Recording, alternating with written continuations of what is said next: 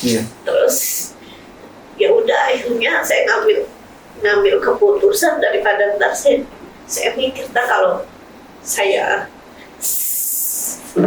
mati, saya ntar gak jelas gitu. Saya akhirnya masuk Kristen gitu, daftar daftar ke gereja gitu. Kamu mau terima Yesus gini iyalah gitu. Kamu mau dibaptis gini iyalah gitu.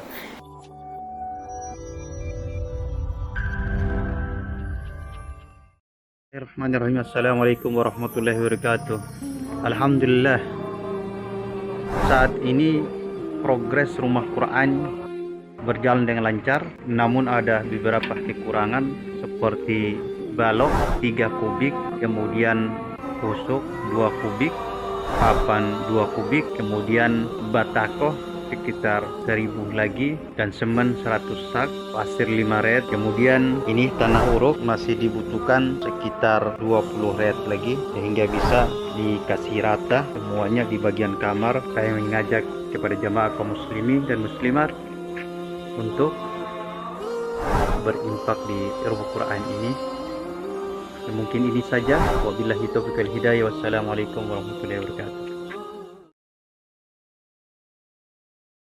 Assalamualaikum warahmatullahi wabarakatuh, Ibu. Waalaikumsalam. Gimana kabarnya, Ibu? Baik. Masya Allah.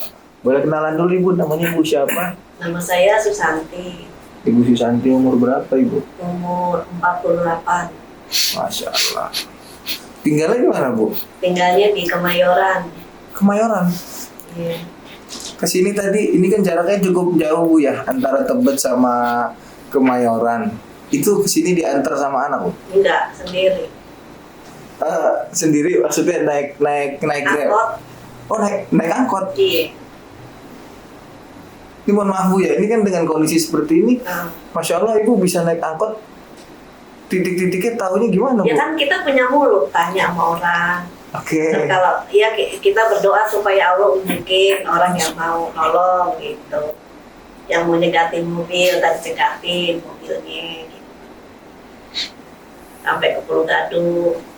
Oke. Nah dari Pulau Gadung ya kita ke halte busway. Oke. Gitu. Nah, kesini nih, Bu, dalam rangka apa, Ibu? Kesini biasa ngaji, Hafalan sholat, hafalan Quran? Iya, juz 30. Masya Allah. Pakai metode apa, Bu, kalau boleh tahu? Ya kadang-kadang pakai metode hafalan, denger ngikutin gitu. Kadang-kadang dicoba itu huruf braille-nya gitu. Tapi kadang-kadang huruf braille masih bingung gitu ya. Kadang-kadang ya hafalan aja ngikutin gitu. Itu ada semangatnya itu, Ibu nih, kalau boleh tahu latar belakang sebelumnya agamanya apa, Bu? Pertamanya Islam. Oh, pertamanya Islam. Terus, Bu? Ya, terus boleh kan, diceritain, Bu? Ya terus kan apa sih namanya sempat keluar dari Islam. Iya, karena ya satu hal ya. Tadinya kan sekolah di TK keliling.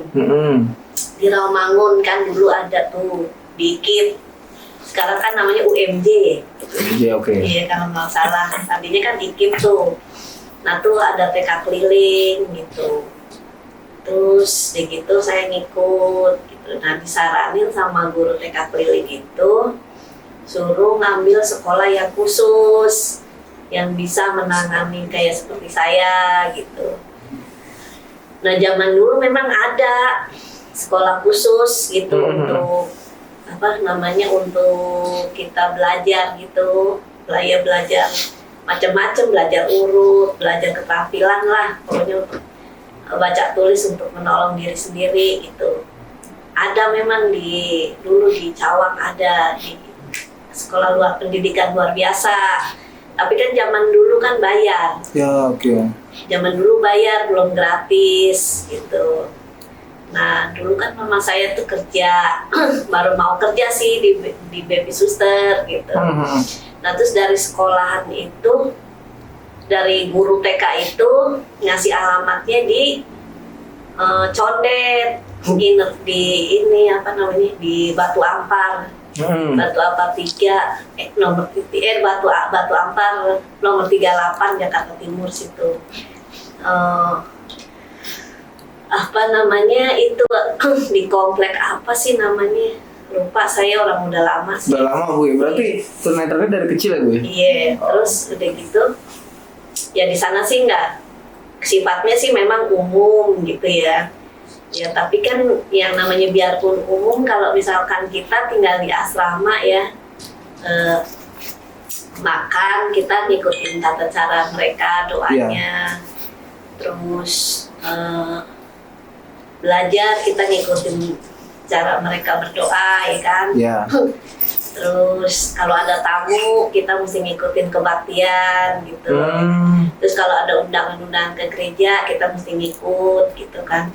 Ya lama-lama ya pengetahuan apa ya agama nggak ada dong. Iya, terkikis lah sama lama-lama habis gitu ya. Udah gitu juga apa namanya, bacanya juga belum tentu bisa kan. Belum tentu benar gitu. Cara ngambil air wudhu lah apa gitu ya. Tapi yang namanya kita niatnya kita itu sholat ya gimana ya, ya gitu deh, pokoknya sebisanya lah gitu. Karena yang saya dulu pernah dengar gitu di guru-guru pengajian pernah bilang, ya kalau kita belum bisa sebisanya aja doa gitu, kan Allah Maha Tahu gitu katanya kan. Nah terus saya juga lama-lama mikir, ini saya sholat, terus saya suka kebaktian ya kan, ke gereja juga. Lama-lama kan saya mikir, ntar saya bagaimana ya gitu, apa namanya, hidupnya gitu, ke sini enggak, ke sono enggak gitu. Terus kan saya juga suka denger gitu ya di apa namanya, di radio kan, dulu zamannya radio tuh. Nah di radio tuh kan tiap itu kan suka ada kuliah subuh tuh. Dulu katanya kalau apa namanya, kalau kita sholat ini nggak sah gitu, nggak bener gitu kan. Terus kalau kita udah sholat terus ke ini juga nggak diterima sholatnya katanya kan. Karena kan dulunya juga saya gurunya ada yang muslim gitu, saya suka, mereka pintar gitu, saya suka kalau hari Sabtu sama Minggu saya kalau nggak ada acara tamu gitu, saya suka diajak ke rumah mereka gitu. Terus suka diajak terawih sama mereka, kita sama guru-guru yang muslim, tapi kan nggak sekolah kan, libur gitu. Kalau nggak ada tamu suka diajak gitu. Jadi kita kadang-kadang umpet-umpetan gitu, bilang, Santi kamu mau ke rumah ibu gini gitu. Terus ya udah ntar saya izin sama Bu asrama, Bu saya mau diajak ke rumah libur, ke rumah Bu Haryati gitu. Oh ya udah sana gitu, boleh. Tapi kalau nggak ada tamu gitu, kalau nggak ada acara ya udah, saya suka tanya di masjid gitu sama Pak Ustadz, saya kan sekolah di Yayasan Kristen nih gitu. Terus saya sholat, terus ntar ke gereja terus ini, oh nggak boleh tuh kamu gini itu namanya kamu ini gini. Ya udah, semenjak itu saya stop tuh, saya nggak sholat lagi, saya pokoknya nggak sholat, nggak ngapa-ngapain lah, nggak ngikutin kegiatan apa gitu. Toh juga puasa juga saya pikir percuma kan, karena saya nyanyi gereja kan, jadi percuma. Ya udah saya puasa enggak dong, ya udahlah. Nah akhirnya ya lama kelamaan hati kosong gitu ya, jadi cari jati diri nggak dapet ya susah gitu. Ya satu karena kita kan sekolah gitu, terus orang tua suruh bayar juga alasannya bapak saya tuh nggak punya duit mulu. Tapi kan saya lama-lama mikir ya, ntar kalau saya keluar dari sekolah di sini, saya mau sekolah kemana gitu? Gitu, saya ntar pengetahuannya dari mana gitu, maksudnya ilmu keterampilannya dari mana gitu. Ntar saya jadi beban gitu. Jadi beban keluarga kalau mama saya nggak ada gitu. Iya. Terus ya udah akhirnya saya ngambil keputusan daripada ntar saya mikir kalau saya mati, saya ntar nggak jelas gitu. Dan waktu itu saya juga belum punya KTP kan. Iya. Terus akhirnya ya udah, terus saya akhirnya masuk Kristen gitu, daftar apa namanya, daftar ke gereja gitu. Kamu mau terima Yesus gini iyalah gitu. Kamu mau dibaptis gini iyalah gitu. Karena saya jujur, saya tuh karena sedang bingung juga, Iya. nggak tahu arah mau kemana. Ntar kalau saya misalkan saya mau ngaji pun juga kan susah gitu ya. Iya. Karena ntar saya pasti nggak boleh pulangnya, nggak boleh terlalu sering keluar Iya. gitu. Itu di umur berapa Bu ya kalau boleh tahu Bu? Umur 17. 17 tahun ya. Takutnya ntar kalau saya sering ngaji ntar nggak kan pulangnya agak larut malam. Iya. Ya. Ya pasti ntar alasan mereka kamu pulang kemalaman lah ini gitu. Karena saya juga udah tahu kan, tapi kalau kegiatan ke gereja mereka mau pulang malam pun nggak marah gitu. Tapi saya kan ya udahlah, terus guru saya gimana juga ya udahlah, terus nanti hidup adalah pilihan kamu sih, lagian kamu juga ibaratnya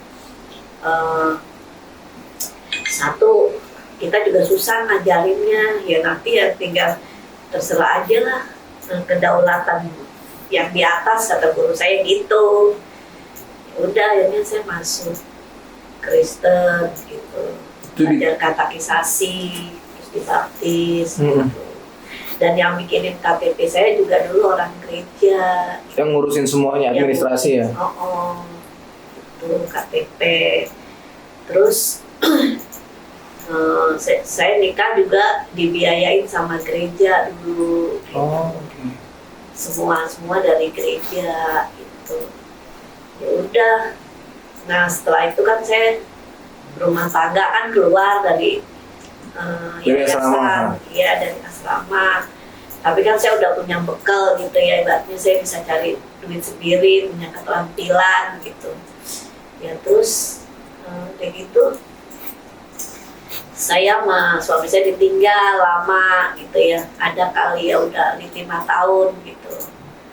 Terus udah gitu di katedral kan ada acara ada acara apa namanya, cara pijit refleksi, cara pijit masas gitu. Saya ikut tuh. Terus saya ketemu sama temen saya muslim gitu, tapi dia duda gitu, cuman dia nggak punya anak gitu ya. Terus dia bilang gini, Santi, lu kan dulu kan pernah Islam ya, iya gitu. Sekarang lu mau nggak balik, kata dia gitu. Balik kemana? Ya balik ke Islam, mau nggak, kata dia. Ya saya sih mau aja sih kalau diajarin ngaji. Iya, ntar gue unjukin deh tempat kalau lo mau kajian, kalau mau apa gitu di setiap jam sebulan sekali, daripada nggak dapet sama sekali gitu.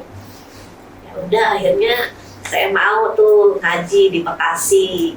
Tapi itu kondisinya Ibu masih dalam Kristen? Ketika diajak ngaji pun itu masih Kristen ya? Iya belum. Ya kan mereka juga yang ngajakin saya tuh mikirnya kan udah dari kecil Islam gitu. Jadi nggak tahu gitu. Tapi memang sebenarnya kalau dari cerita Ibu tadi, Ibu masuk Kristen pun itu karena dilema Bu ya, karena galau waktu itu ya? Iya, karena kan ibaratnya nggak ada yang ngarahin saya untuk belajar kan. Iya. Sedangkan saya ngambil itu terpaksa kan, karena kalau saya nggak sekolah saya nggak bisa ini kan, nggak bisa mandiri dong. Iya. Itu tujuan saya ya supaya saya tuh bisa mandiri gitu, bisa punya cari keterampilan uang, ya Bu?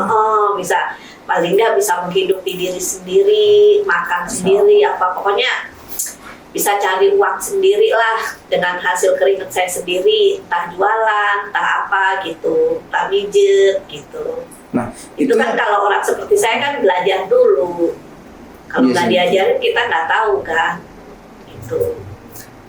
Itu Bu yang didapat dari tadi ketika Ibu bicara keterampilan dan lain-lain, apa yang Ibu dapat dari memilih apa namanya agama di luar Islam itu? Apa keterampilan apa yang Ya. Ibu dapat? Semuanya sih dapat ya, dari misalnya dari cara berhitung kalau kita jualan kan, dari cara kita tahu nilai uang gitu, misalnya harga telur 5.000 rupiah, misalnya kalau beli 2 duitnya berapa, terus kalau beli 4 duitnya berapa, kan buat kita tuh belajar dulu tadinya kan. Kalau nggak belajar dulu kita nggak ngerti kan. Iya, iya. Gitu. Ya semuanya sih mijet, terus ya bersosialisasi gitu sama orang, berinteraksi gitu. Terus cara kita bercuci pakaian, cara kita gosok, cara kita masak, gitu kan semua diajarin di sana. Gitu. Berapa tahun itu Bu kurang lebih Bu? Ya ada 12 tahun. 12 tahun di sana ya. Cara kita menggoreng, misalnya kita tahu ini lauknya ini udah matang apa belum, kan kita mesti belajar dulu. Kalau kita nggak belajar kan kita nggak ngerti. Iya, iya. Gitu. Ini air sudah mendidih gitu kan. Zaman dulu kan masak nasi kan belum ada apa? Magicom. Jadi mesti diaronin, terus dari diaronin dikukus lagi kan gitu. Zaman sekarang aja udah enak kan, tinggal apa? Cuci beras, kasih air, colokin, Udah tinggal matang. udah ditinggal gitu. Dan zaman dulu kan belum. Zaman dulu kan bumbu-bumbu juga masih ngeracik kan. Kalau Iya. zaman sekarang kan udah ada racikan yang praktis kan, tinggal ceburin. Mau bikin nasi goreng tinggal beli bumbu jadi, tinggal kita aduk, terus kita ini apa kasih apa sih mentega dikit, terus kita masukin nasinya rata, udah jadi nasi goreng. Paling kalau mau kita kasih kecap apa gitu, kalau enggak ya udah gitu. Tinggal gitu doang kan. Kok zaman dulu kan ngulek dulu, ini dulu. Kita kan mesti diajarin, kalau nggak diajarin kan kita nggak ngerti. Nggak ngerti ya, betul. Nah sekarang Ibu masih berumah tangga? Masih, Aku udah punya anak? udah. Alhamdulillah, Masya Allah. Nah, ini balik lagi Bu ke tadi masalah ketika diajak kajian. Akhirnya kan Ibu berangkat ke Bekasi tuh. Nah itu gimana ceritanya Bu? Maksudnya? Yang tadi Ibu diajak ngaji sama temennya tuh, karena dia tahu Ibu pernah masuk Islam, kan akhirnya mau nggak masuk Islam lagi. Terus Ibu kan ngaji dulu tuh, masih dalam keadaan ini ya, agamanya belum masuk Islam tuh. Nah itu gimana Bu ceritanya? Ya ngaji biasa, kita dengerin kajian gitu. Terus ya akhirnya kita nikah sama dia gitu. Oh, akhirnya dia yang nikahin Ibu. Rubah KTP, kan tadinya KTP Kristen terus jadi Islam gitu.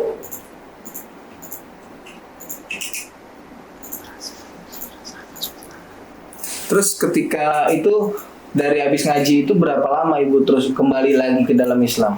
Waktunya, maksudnya kan kemarin kan udah sempet ngaji tuh. Memilih balik lagi ke Islam untuk syahadat ulang lagi kapan Bu? Ya itu kan udah katanya udah syahadat katanya. Jadi ketika diajak ngaji ke sana, Ibu langsung syahadat di sana? Iya kan itu di situ di penghulunya itu kan baca syahadat. Oh, pas mau nikah. Iya. Pas mau nikah baca syahadat. Akhirnya apa perasaan Ibu ketika setelah habis baca syahadat lagi Bu? Dan Ibu kembali lagi ke pelukan Islam? Iya. Perasaan Ibu gimana? Ya gimana ya? Ya enak sih gitu. Ya enak sih, jadi banyak belajar, terus ya ibaratnya belajar meyakini gitu aja gitu. Cuma kadang kalau di Kristen kan ganjilnya kok tuh apa, saya sudah sempat nanya sih sama Pak Ustadz, kok kalau di Kristennya di agama saya kok Tuhannya kelihatan sih, bisa diraba loh Tat. Itu kan saya namanya masih ini, Iya. bisa diraba gitu. Kok Nabi Muhammad nggak bisa diraba ya, kok Allah itu nggak ada ya, kata saya gitu. Terus dia ngasih tahu Allah itu nggak kelihatan tapi dirasain. Kamu belajar apa namanya ada, yakin, kata dia gitu. Nabi Muhammad juga nggak ada, nggak boleh digambar, tapi kamu harus yakin, percaya, pasrah, gini-gini, gitu, sabar, gini-gini. Udah dikasih tahu gitu. Terus dikasih tahu juga sama guru guru pengajian pokoknya setiap bulan Oktober sama bulan November itu pasti guru-guru ngaji pasti bilang gini, awas ya kalau diajak pada mana ya, ntar nggak nanya, nggak apa, tahu di baptis kata mereka gitu, awas kalaupun diajak dikasih cepet, ntar diem, udah jangan ya gitu, paling dikasih tahu gitu. Tetap diingetin ya. Iya. Nah terus akhirnya bisa ibu mau belajar Al-Quran kesini ke bareng Bu Vero di MCI ini gimana? Itu awalnya saya tuh dengerin debatan. Debat siapa tuh kalau boleh tahu? Kodondi. Oh Kodondi. Iya, Kodonditan. Nggak sengaja buka TikTok, terus ada disuntik sepotong-sepotong gitu. Tapi saya penasaran.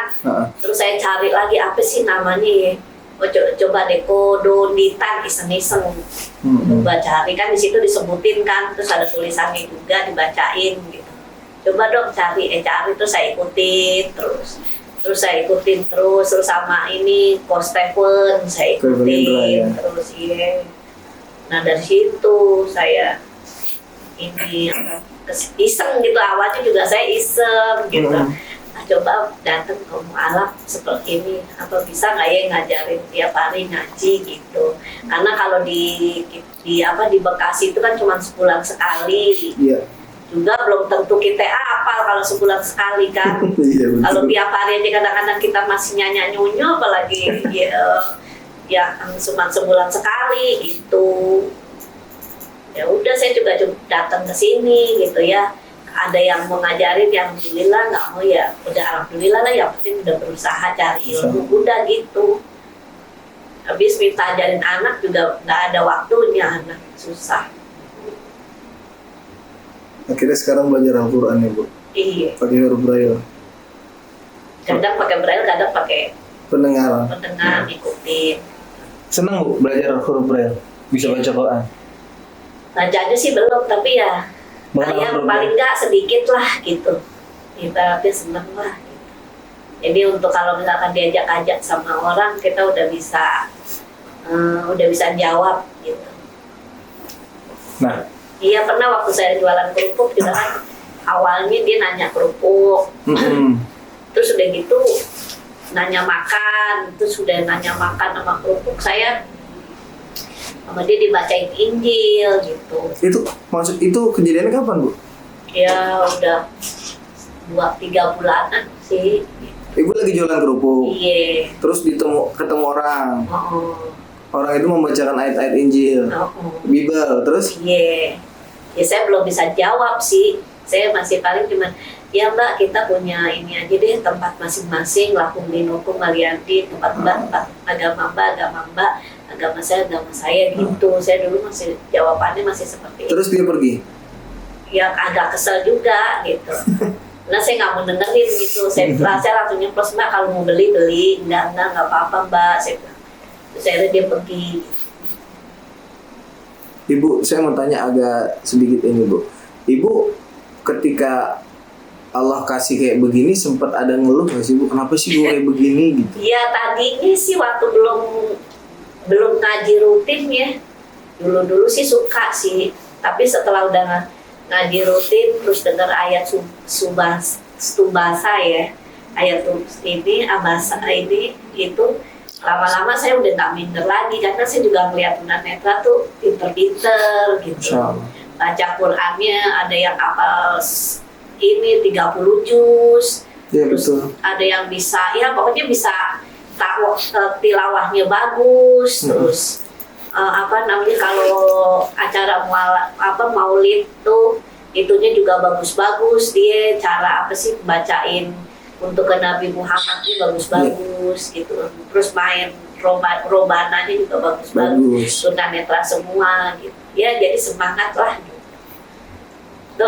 Jadi kadang-kadang saya malah ngiri, saya kok gak bisa ya kayak dia gitu. Harusnya saya bisa dong, kan saya juga sama kayak dia gitu. Jadi termotivasi ya Bu ya? Iya. Jadi maksudnya Ibu udah bisa damai sama takdir gitu, takdir yang Allah berikan buat hidup Ibu hari ini. Iya. Karena kita juga tahu nggak mungkin Allah keliru dalam keputusannya kan ya Bu. Iya. Pasti baik yang Allah kasih ke kita Iya. gitu. Tapi di luar sana masih banyak nih Bu orang-orang yang dengan kondisi mata melihat, dia bisa kemana-mana, bisa nyari, tapi masih nggak mau cari ilmu gitu Bu. Nah, Ya, itu sebetulnya kebanyakan ya rata-rata setahu saya sih gimana ya, mereka ya masih gimana ya, tertutup ya hatinya gitu, belum mau belum mau tobat lah istilahnya, jadi susah gitu. Memang sih di luar sana kadang-kadang suka pakai ayat-ayat Quran, mereka minta-minta, saya juga sebenarnya kurang gitu. iya. Cuman ya gimana ya, orang mungkin keadaan juga, kita nggak bisa memvonis dia juga gitu juga sih. Terus juga mungkin ya karena dia nggak satu, mereka nggak ada yang urus juga bisa jadi gitu. Kadang-kadang keluarga gimana ya, ibaratnya mungkin sekali dua kali mereka memberi ya keluarga, tapi kan seterusnya keluarga kan kadang-kadang nggak mau memberi gitu. Mungkin mereka terpaksa untuk bayar kontrakan mereka, bisa jadi gitu. Cuman karena minta-minta mungkin lebih gampang ya buat mereka daripada dagang. Kan kadang-kadang dagang kan ada untung, ada rugi, Iya betul. ada jatuh bangun. Saya sendiri aja kadang-kadang jatuh bangun, buang kerupuk satu bal, buang bener saya kadang-kadang sampai habis, nggak punya modal. Ya habis mau diapain, orang udah seperti itu. Tapi ya alhamdulillah saya nggak pernah minta-minta gitu. Saya selalu percaya aja lah sama Allah gitu. Masya Allah. Pasti Allah pasti kasih yang terbaik gitu. Betul. Aja, selalu yakin gitu aja. Mungkin imannya dia belum sampai situ, bisa jadi. Betul. Nah, setelah masuk Islam ini ada nggak harapan ibu ke Allah yang masih belum Allah kabulin gitu? Misal doa-doa ibu yang masih, ya ibu pengen banget tapi kok Allah belum kabulin, ada nggak Bu? Ya sebetulnya ada sih. Apa itu Bu? Ya pengennya saya tuh bisa umroh gitu. Oh, Maksudnya paling nggak ngerasain lah rumahnya Allah tuh kayak apa di sono. Oh. Cuman ya kalau Allah belum kasih ya udah nikmati aja itu yang ada. Jadi mudah-mudahan ya ada teman-teman yang nonton, bos-bos travel yang nonton video ini nanti kalau ada yang mau berangkatin ibu siap insya Allah ya Bu ya. Amin. Nah, insya Allah. Biar ke Makkah langsung sholat di depan Ka'bah. Iya. Bu, ini mungkin sebelum saya tutup ya Bu, saya mau minta, saya anak muda, teman-teman juga ini anak muda di sini, kita mau minta nasihat dari Ibu terkait masalah hidup. Ibu ini kan udah ujiannya pasti lebih besar dari kami gitu, tapi Ibu bisa seikhlas ini nerima itu, prosesnya seperti apa Bu? Ya sama sih sebetulnya, ya jatuh bangun gitu ya. Kadang-kadang kalau lagi ya namanya kita manusia biasa ya, kadang rasa bete tuh ada, rasa bosen tuh ada gitu, kok hidup kok begini terus tuh kadang ada. Tapi ya kita kembali lagi, kita ikhlas gitu. Ya kita mau lari kemana lagi gitu. Kalau misalkan ya mungkin saat ini takdir kita seperti ini. Kita nggak tahu nantinya anak kita apa cucu-cucu kita bisa hidupnya bisa jauh lebih baik dari kita gitu aja.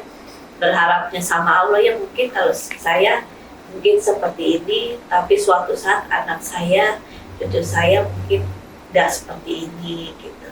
Jadi ya saya lebih banyak yang menerima aja lah takdir Allah seperti ini gitu. Dan yang saya minta ya paling ikhlasnya Allah aja. Karena pengertian saya, kalau Allah ikhlas itu apapun itu bisa mudah buat Allah gitu. Jadi ya kalau misalkan kakak-kakak semua berdoa, minta aja ikhlasnya Allah gitu. Karena kalau Allah ikhlas, apapun itu bisa terjadi. Allah tinggal membalikan tangan. Iya, ridho ya Bu ya, ridho Allah. Nah, mungkin satu lagi Bu, ini terkait masalah teman-temannya. Ibu kan termasuk mualaf juga ya jatuhnya, karena udah pernah muslim terus keluar terus masuk lagi akhirnya. Muslimnya juga waktu kecil Bu ya, dulu Ibu ya? Iya, Nah. ya karena sebetulnya juga mungkin kalau orang-orang yang nggak mengerti ya lo keluar dari Islam ke Kristen, dari ini ke Islam lagi, karena mereka nggak ngerti Ya, betul. gitu. Kalau yang ngerti ya udahlah. Allah pasti ampunin kamu. Betul, Paling betul. yang nggak diampuni dia orang tua kamu gitu ya, yang dikasih rezeki cuma lalai gitu. Yang penting kamu sekarang udah tahu ya udah gitu. Namanya kamu zaman waktu itu kamu juga susah untuk cari uang. Kalau kamu nggak sekolah, kamu nggak punya ilmu pengetahuan, ya pasti Allah maha tahu lah. Iya. Mungkin itu proses hidup kamu seperti itu gitu. Kalau yang ngerti ya. Mungkin kalau yang nggak ngerti, ya mau saya terus. Tapi itu namanya proses hidup Bu. Tapi namanya proses hidup lah. Saya kan Ibu dengan kondisi Ibu sekarang, Ibu semangat banget nyari ilmu gitu, nuntut ilmu agar mengenal Islam, lebih dekat lagi ke Allah. Nah ini pesan buat teman-teman mu'alaf yang mereka udah masuk Islam tapi nggak sedikit yang malas juga Bu untuk menuntut ilmu. Ya sebetulnya hidup kalau mu'alaf ya sudah menemukan jati dirinya ya Islam gitu, terus mereka males, mereka nggak ikhtiar, itu hidup itu adalah pilihan sih ya. Buat Allah itu istilahnya gimana ya, buat Allah itu lo mau dateng ke gue ya gue terima, gue deket sama lo. Kalau lo nggak dateng ya gue jauh dong gitu ibaratnya. Lo aja cuek kan sama gue ibaratnya, ya gue juga cuek sama lo gitu. Jadi hidup itu tergantung dari pilihan lo sendiri gitu. Kalau misalkan gue dikasih tentang berita kecelakaan, ada tuh di Quran ya, saya pernah dengar tapi saya ayatnya lupa, suratnya juga lupa gitu karena ayat banyak kan. Iya Bu. Pernah dengar ketika orang berbondong-bondong ke neraka, malaikat ngomong begini, kok lo pada mau sih ke neraka? Emang nggak ada pemberitaan keselamatan buat lo? Emang nggak ada orang yang datang keselamatan buat lo? Masjid banyak apa banyak, masa sih lo nggak tahu tentang keselamatan gitu. Jadi terus turun lagi kan ayat, jadi ibaratnya gitu, hidup itu adalah pilihan. Lo udah tahu bahwa Allah itu ibaratnya keselamatan, bahwa jalan satu-satunya itu cuma kepada Allah, berharap kepada Allah. Nah kalau lo nggak ikhtiar, lo nggak mencoba, lo nggak mau bangkit, lo maunya tergantung orang terus, nggak percaya sama gue, ya udah terserah, gue lepas lo gitu ibaratnya. Terus gue lepas lo untuk lo binasa gitu, terserah. Gue udah ayat udah gue turunin semuanya jelas, tapi lo tetap nggak mau terima, ya udah terserah. Jadi Allah ngelepas gitu. Ibaratnya gitu yang saya ambil ya dari yang saya pernah dengar Quran gitu. Seperti itu. Jadi Allah ngelepas, bukan Allah nggak sayang. Allah udah sayang gitu ibaratnya. Udah sayang, udah ngasih ayat, udah ngasih segalanya kan. Udah ngasih tanda-tanda ya. Udah ngasih tanda-tanda, tapi lo maunya ibaratnya maunya santai aja gitu kan. Ibaratnya santai kan, nggak mau berusaha kan. Ya. Padahal Allah minta itu lo harus berikhtiar, lo berdoa dan berusaha gitu. Kalau lo jalan, lo akan menemukan rezeki, lo akan menemukan, lo tinggal ngambil, lo tinggal jemput. Tapi karena lo nggak mau bergerak, rezeki lo ya udah di situ-situ terus gitu, malah bisa jauh gitu. Lo aturan mau dapat rezeki di tempat ini, tapi karena lo nggak mau jalan, nggak mau hijrah, ya udah. Jadi ya tetap aja udah, kalau lepas segitu aja gitu. Baik, Ibu Santi, terima kasih banyak Bu Santi. Mudah-mudahan apa yang di sharing hari ini banyak ibrahnya diambil sama teman-teman. Mudah-mudahan banyak pahala juga buat Bu Santi daripada apa yang kita bicarakan sore ini. Barakallahu fikum. Assalamualaikum warahmatullahi wabarakatuh. Waalaikumsalam.